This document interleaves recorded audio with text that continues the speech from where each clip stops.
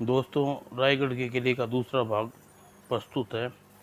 तभी भैरवनाथ की नज़र पाल के पीछे पीछे पड़ गई। अरे, पाल पर किसी की परछाई पड़ रही है। कौन वो छुपा है इसकी ओट में? साइमन। और शायद कोई जासूस मालूम पड़ता है। अभी देखते हैं। और साइमन ने परछाई को देखकर बाहर आया। कौन है पाल की ओट में? बाहर निकलो वरना गोली मार दूंगा। बाप रे, बाप रे बाप, इन चंडाल का मुझ पर देख लिया है। अब शायद पकड़ा भी गया तो मारा जाऊंगा। इसलिए मुझे सीधे यहाँ से पानी में छलांग लगानी होगी। बच गया तो रायगढ़ भी बच जाएगा, वरना यही सोच वह अजीत ने जैसे ही समुद्र में छलांग लगाई, साइमन ने फायर कर दिया, जो सीधी गोली अजीत की पीठ में जाकर लगी।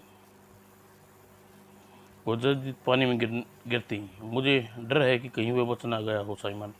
वह जिंदा नहीं बच सकता। भैरव सिंह उसकी पीठ में गोली लगी है। और खैर, मैं चलता हूँ, तुम फौरन ही कूच करने की तैयारी करो। और साइमन भैरव को नौका तक छोड़ कर आया और वापस लौट गया। उधर किले में महाराज समुद्री लुटेरे विशालगढ़ के किले से कूच कर रह चुका है। उसकी नौकाएं तेजी से इधर को और बढ़ रही हैं और कुछ ही घंटों में लुटेरे किले पर हमला करने वाले हैं। वे लुटेरे विदेशी हथियारों से लैस हैं। महाराज, जल्दी ही सुरक्षा का कोई इंतजाम कीजिए। तब क्या करें रामवीर दीवान जी? अभी मास्टर की भी यात्रा पर नहीं लौटे। अजीत भी कोई खबर नहीं है आई। मंत्री वर्धन भी कोई पता नहीं। आज रायगढ़ के लोगों पर जाने किस मुसीबत आने वाली है। अब तुम ही कुछ उपाय सोचो। मेरे ख्याल से मेरे लिए क्या आज्ञा महाराज? तुम जाओ, उन डाकुओं पर कड़ी नजर रखो। जो आज्ञा महाराज। और समाचार सुनकर खबर देकर चला गया। और जाने के बाद अब क्या करें रामदेव दीवान जी? क्या हो गया है? वह अभी तक यात्रा से क्यों नहीं लौटे? आप घबराइए नहीं, वे जहाँ आ जाएंगे, लेकिन इस वक्त तो हम कोई सुरक्षा के कदम उठाने चाहिए। तो फिर उठाओ ना रामदेव, हमारी बुद्धि तो जवाब दे चुकी है। अब तुम्हारी ही उपाय करो ताकि हमारा किला डाकुओं से लूट से बच जाए। इतना घबराने की कोई नहीं चलेगा महाराज। ईश्वर ने चाहा तो सब ठीक हो जाएगा। और उधर अजीत नौका समुद्र की ओर लहरें तेजी से दौड़ रहा था। वीरू, जल्दी चलो, मरने से पहले मैं किले में पहुंचना चाहता हूँ। और समुद्री किले की लहरों में लुटेरे की किश्तियाँ तेजी से दौड़ रही थी। नाव को और तेज चलाओ मेरे जवानों। आज रात किले श्यामगढ़ के किले पे फतह करनी है। तुम चिंता न करो सरदार, अब किले पर थोड़ी दूर ही रह गया है। वह देखो सरदार, रायगढ़ का किला दिखाई पड़ने लगा। हाँ हाँ हाँ, अब किले में मेरा होगा और किले का खजाने के साथ साथ राजकुमारी पद्मावती भी मेरे कब्जे में होगी। उस मूर्ख शैतान सिंह को राजा बनने का सपना देख रहा है, गद्दार कहीं का। फिर उस मूर्ख मंत्री का क्या करोगे सरदार? उसे पागल को गोली मार देंगे। जोन, गद्दारी की सज़ा हमेशा मौत होती है।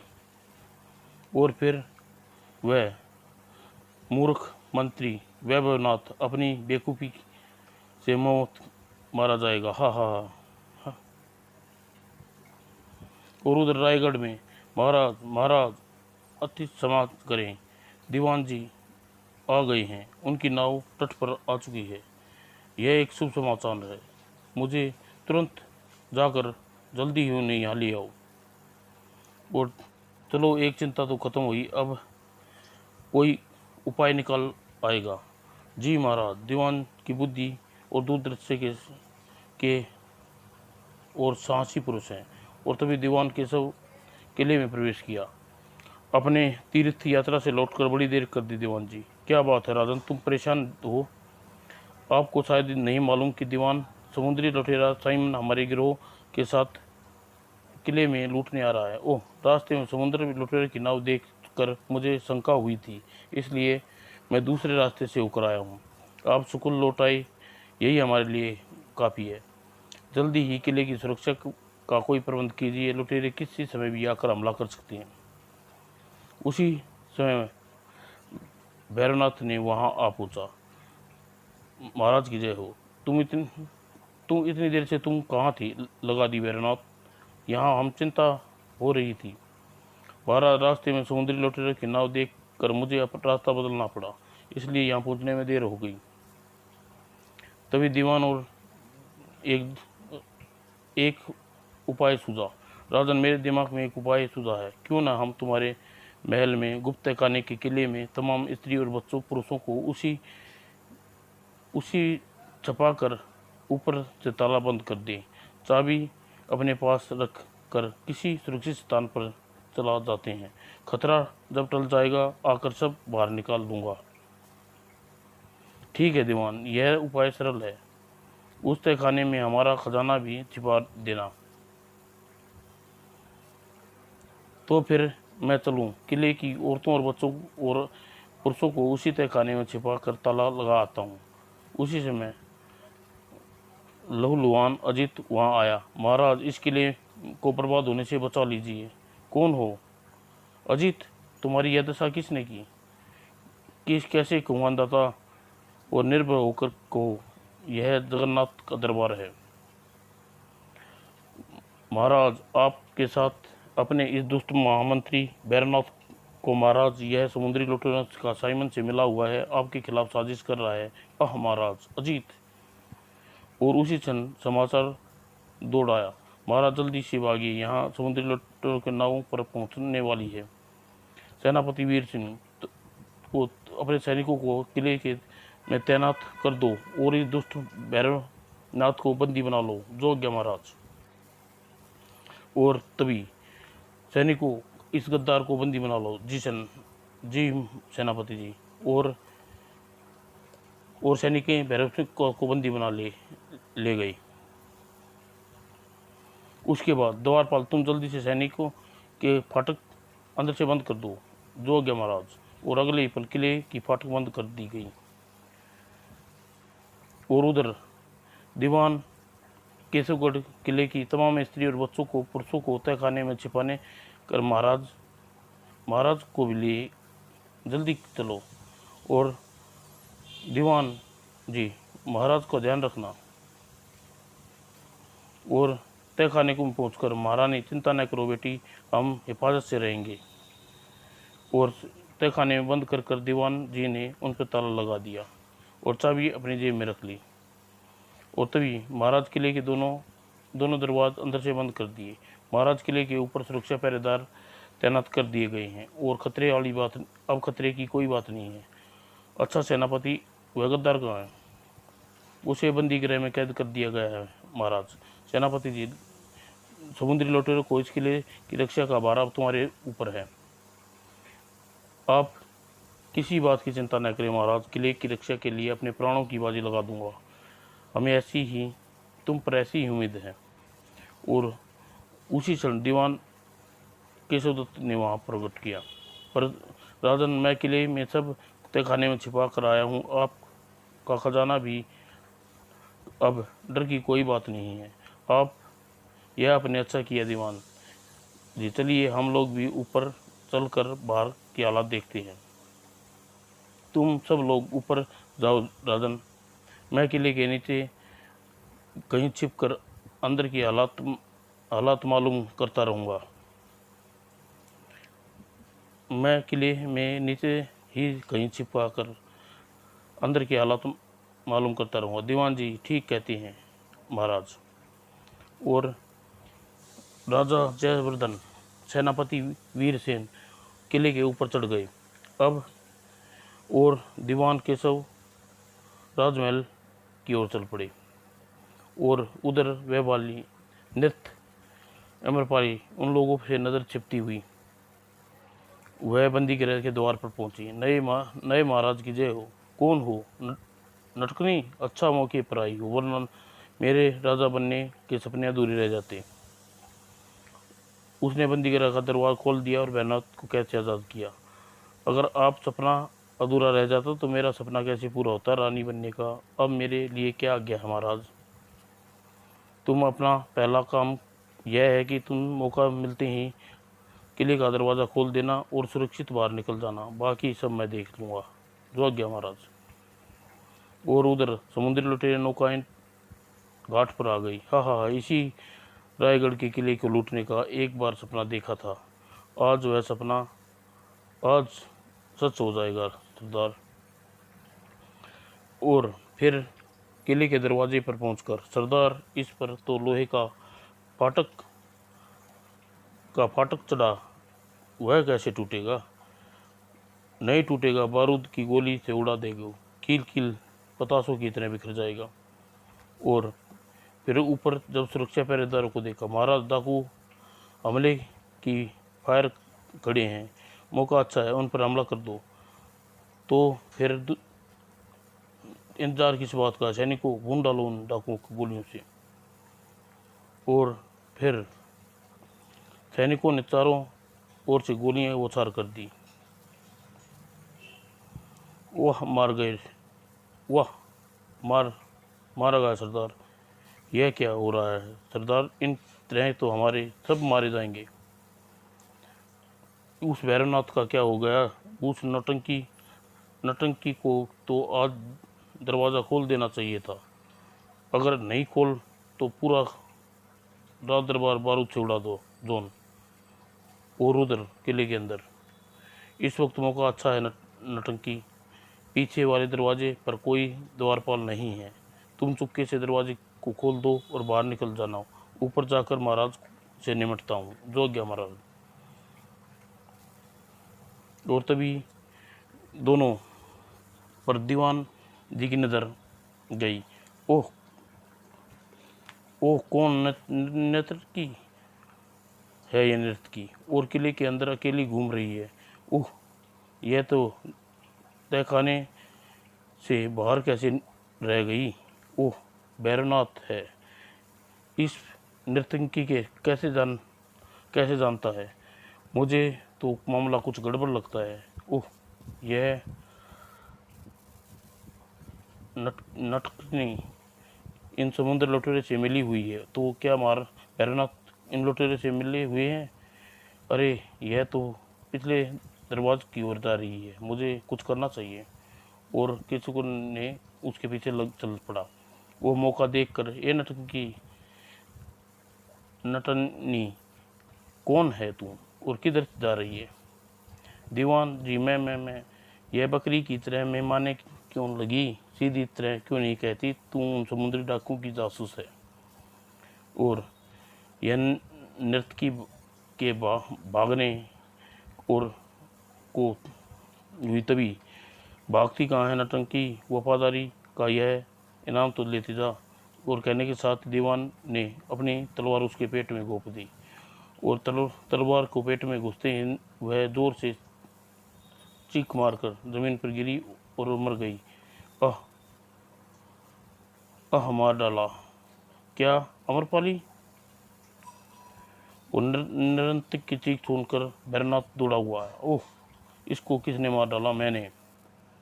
यह तूने क्या किया दीवान, वही जो एक देश भक्त को करना चाहिए।